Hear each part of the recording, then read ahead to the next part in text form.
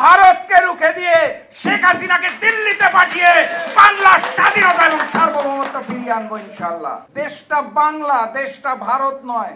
আমার ভাষা বাংলা, হিন্দি নয়। ভারতের বিরুদ্ধে কথা বললে ব্যানারে দেখলে পুলিশ বাহিনী ঝাঁপিয়ে পড়ে কেন? কার নির্দেশনায়? আমি আমার দলের ব্যানারে এবং জোটের ব্যানারে যখন শেখ হাসিনা বিরোধী আন্দোলন নিয়ে রাজপথে নেমেছি, পুলিশ আমাকে বাধা দেয় নাই।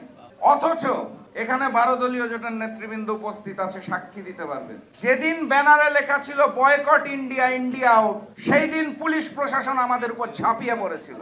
ব্যানার কেড়ে নিয়ে যাওয়া হয়েছে, ফেস্টুন কেড়ে নিয়ে যাওয়া হয়েছে। শেখ হাসিনার পতন তখনই হবে যখন আমরা আমাদের বাংলাদেশের প্রধানতম শত্রু ভারতকে রুখে দিতে পারবো। এর আগে সম্ভব নয়।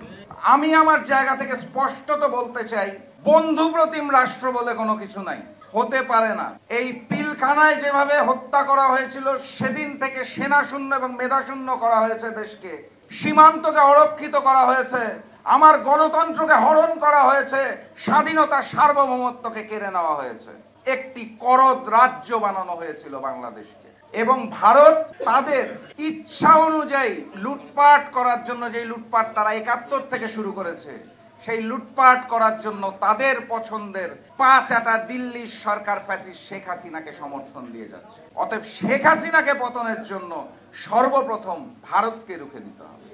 আমি জাতীয় গণতান্ত্রিক পার্টি জাগপার পক্ষ থেকে 25 তারিখ প্রেস ক্লাবের গেটের সামনে একটি মানববন্ধন করেছিলাম শহীদ সেনা দিবস ঘোষণা করার দাবিতে, গণতন্ত্র পুনরুদ্ধার করার দাবিতে।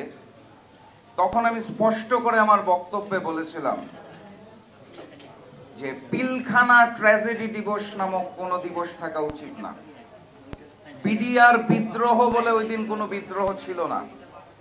সেদিন স্পষ্টত ভারতের পরিকল্পনায় শেখ হাসিনার নিয়ন্ত্রণে আমার দেশের 57 জন সেনা কর্মকর্তাকে হত্যা করা হয়েছিল, নির্মমভাবে হত্যা করা হয়েছিল।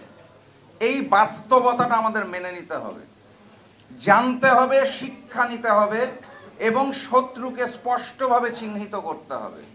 আমার ভাই ফুয়াদ ভাই যেভাবে বলে গেছেন, আমরা আজকের এই ব্যানারে যেটা দেখছি, গণতন্ত্র, মানবাধিকার, ভোটের অধিকার, এই ব্যানার ভরে যাবে যদি এই জাতীয় ইস্যু লিখতে থাকি।